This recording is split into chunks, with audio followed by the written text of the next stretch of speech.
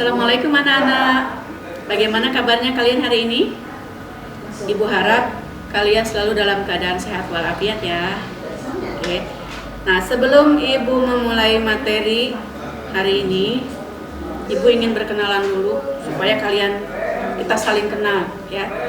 Nama Ibu adalah Ika Dewiyanti. Ibu berasal dari Dusun Cibonteng, Desa Tanjung Mulia. Ibu mengajar di SMP ini mulai tahun 2001 sampai sekarang, dan Ibu mengajar mata pelajaran ilmu pengetahuan alam. Baik, kita lanjutkan dengan materi. Ibu akan memberikan materi tentang wabah atau pandemi yang sekarang sedang melanda dunia, yaitu mengenai coronavirus disease 19, atau kita mengenalnya dengan istilah COVID-19 atau COVID-19 atau virus corona. Mungkin kalian sudah mengetahui apa itu virus corona, ya. Kalau dilihat dari penyebarannya, virus corona ini dimulai pada akhir Desember 2019, yaitu terjadi di Provinsi Wuhan di Cina. Dan bisa sampai ke Indonesia dalam waktu yang sangat cepat, yaitu sekitar 3 bulan. Dia sudah sampai ke Indonesia, yaitu pada bulan Februari tahun 2020. Kenapa bisa sangat cepat seperti itu penyebarannya? Nah, tapi sebelum itu Ibu ingin memberikan alasan kenapa kita harus menghindari virus tersebut. Alasannya itu karena virus ini merupakan satu virus yang bisa sangat mematikan kalau dia sampai menginfeksi kita atau manusia. Nah, bagaimana cara penyebarannya? Virus ini adalah merupakan sejenis makhluk hidup yang ukurannya sangat kecil, atau kita mengenalnya dengan istilah mikroorganisme. Nah, karena ukurannya yang sangat kecil, maka si virus corona atau COVID-19 ini bisa menyebar melalui udara, atau ketika kita berbicara dengan orang lain yang kemungkinan orang tersebut sudah terinfeksi oleh virus ini. Si virus ini akan keluar dari tubuh manusia bersama dengan droplet atau percikan air liur yang keluar ketika kita berbicara, atau ketika kita bersin, atau ketika kita batuk. Itu yang pertama. Yang kedua, bisa terjadi penularan ini bisa terjadi ketika kita melakukan kontak fisik dengan orang yang sudah terinfeksi oleh virus corona tersebut. Itu yang kedua. Yang ketiga, penularan bisa terjadi ketika kita memegang benda-benda yang sudah disentuh oleh orang yang terkena penyakit tersebut.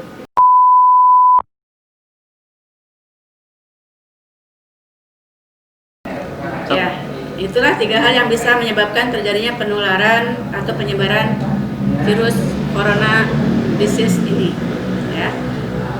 Bagaimana cara kita supaya kita bisa mencegah supaya tidak tertular oleh virus ini? Nah, yang harus kalian lakukan, harus kita lakukan adalah, yang paling penting adalah kita harus selalu memakai masker ketika kita keluar rumah atau ketika kita bertemu dengan orang lain. Karena kita tidak tahu apakah orang tersebut sehat, ataukah mungkin sudah terinfeksi dan memiliki gejala, atau mungkin dia terinfeksi tapi tidak memiliki gejala, atau kita mengenalnya dengan istilah OTG atau orang tanpa gejala. Nah, itu bisa diatasi, bisa dicegah dengan cara kita selalu menggunakan masker ketika kita keluar rumah. Itu yang pertama. Yang kedua, kita harus menerapkan physical distancing, atau kita harus selalu menjaga jarak dengan orang lain ketika kita sedang berada di luar rumah. Minimal itu sejauh 2 meter. Itu maksudnya apa? Supaya ketika orang tersebut berbicara atau bersin atau mungkin batuk, maka dropletnya itu tidak sampai ikut terkena kepada kita, ya. Yang ketiga, kita harus selalu mencuci tangan dengan sabun ketika kita sudah kembali dari luar, atau ketika kita kembali dari kerumunan orang banyak. Atau boleh juga kita selalu menggunakan hand sanitizer. Itu maksudnya supaya si virus yang mungkin sudah terkena ke tangan kita sudah memegang benda-benda yang lain, itu ketika kita mencuci tangan maka si virus tersebut akan mati.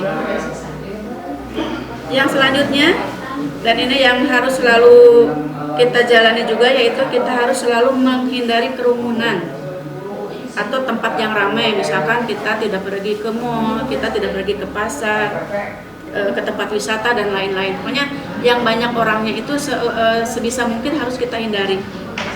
Kenapa? Karena seperti tadi disebutkan, kita tidak tahu apakah orang-orang tersebut sehat ataukah mungkin orang tersebut sudah terinfeksi tetapi tidak memiliki gejala. Nah, kita tidak tahu.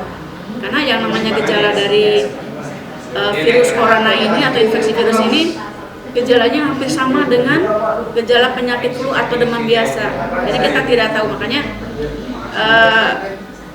kita harus selalu menerapkan protokol kesehatan seperti yang sudah dianjurkan oleh pemerintah. Terutama yang pertama yaitu sekali lagi selalu pakai masker, yang kedua selalu menjaga jarak ketika kita berada di luar atau di kerumunan, yang ketiga kita harus selalu rajin atau sering untuk cuci tangan pakai sabun atau boleh juga memakai hand sanitizer, dan selalu menghindari kerumunan atau orang banyak atau tempat yang ramai.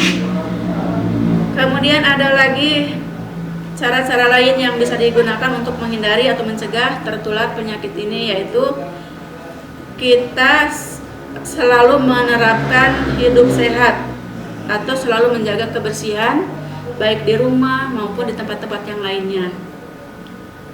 Yang selanjutnya yaitu apabila kita berada di tempat umum, kemudian ada orang-orang yang menunjukkan ciri-ciri penyakit tersebut seperti dia sedang batuk, dia sedang flu, atau mungkin dia pilek, maka sebaiknya kita menghindari orang tersebut. Walaupun mungkin orang tersebut bukan terkena virus COVID, tapi sebaiknya kita atau kalian harus menghindari orang yang seperti itu.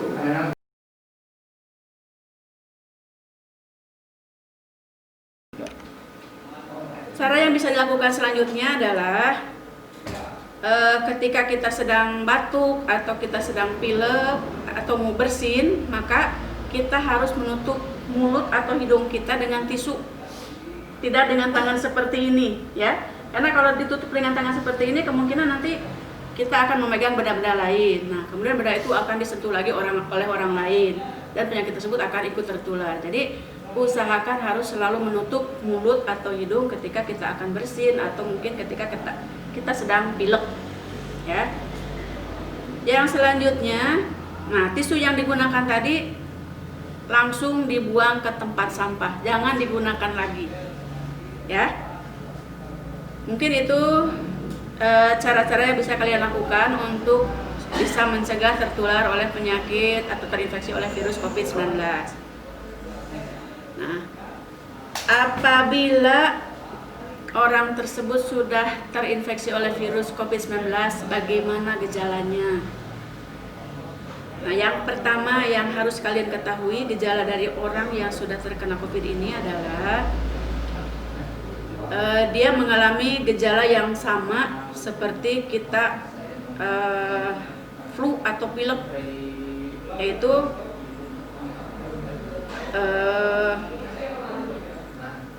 mulai dari gejala flu biasa yaitu demam, kemudian pilek, kemudian batuk kering, sakit tenggorokan, dan sakit kepala. Itu gejalanya sama dengan penyakit flu atau demam biasa. Tetapi ini harus diwaspadai, gejala itu harus diwaspadai apabila kalian sudah pulang dari daerah, terutama daerah yang terinfeksi oleh virus corona tersebut. Itu harus diwaspadai karena kemungkinan saja gejala tersebut adalah gejala awal dari infeksi dari COVID-19. Nah, gejala tersebut bisa hilang atau mungkin bisa bertambah berat tergantung dari daya tahan tubuh seseorang. Nah, makanya kita tadi mengenal ada yang disebut dengan OTG. Orang tersebut sudah terinfeksi oleh virus tapi karena daya tahan tubuhnya bagus, maka dia tidak menunjukkan gejala seperti yang disebutkan tadi. Itu juga harus diwaspadai, ya. Ada juga penderita yang memiliki gejala yang berat, yaitu dia mengalami demam yang tinggi, kemudian batuknya berdahak atau bahkan sampai berdarah, sesak napas, dan juga nyeri dada. itu gejala-gejala yang lebih berat dari gejala terinfeksi oleh COVID-19, atau ditambah juga dengan infeksi yang lainnya yang mungkin nyeri otot atau mudah lelah, kemudian ada mual, muntah, diare, dan sebagainya. Nah, gejala ini akan muncul dalam waktu 2 hari sampai 2 minggu ketika kita mulai terinfeksi oleh virus tersebut. Makanya apabila kalian pulang dari suatu daerah atau dari luar negeri, mungkin cara yang paling gampang supaya kalian tidak menulari oleh orang lain yaitu kita harus melakukan isolasi mandiri selama 2 minggu. Itu maksudnya apa? Supaya selama waktu isolasi itu apabila kita memang positif terkena infeksi tersebut, kita tidak menulari orang lain. Jadi kita hanya menulari diri sendiri. Menulari diri sendiri lah, tidak sampai menulari orang lain. Itu yang paling penting ya. Itu gunanya dari isolasi mandiri.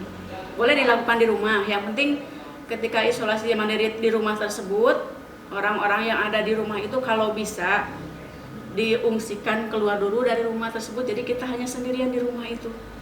Atau kalau misalkan tidak memungkinkan untuk seperti itu, boleh kita tinggal di suatu tempat, di satu kamar misalkan ya.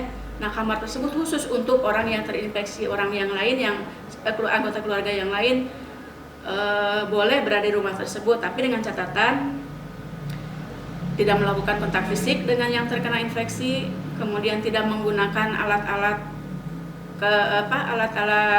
mandi misalkan atau alat makan dan minum yang sama dengan orang yang terinfeksi. Jadi semuanya harus benar-benar terpisah. Itu kalau kita melakukan isolasi mandiri sendiri di rumah.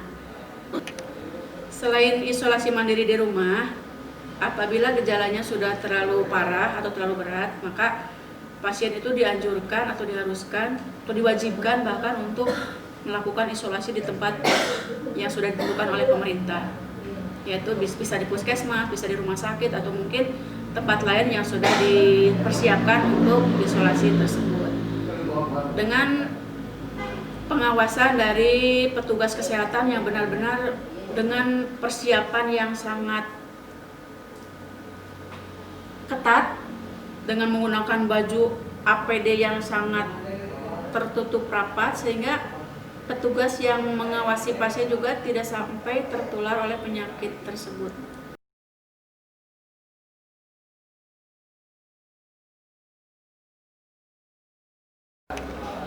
Berdasarkan apa yang sudah Ibu sampaikan tadi, untuk kelas 7 terutama, Ibu sangat mengharapkan agar kalian selalu tetap menjaga kesehatan.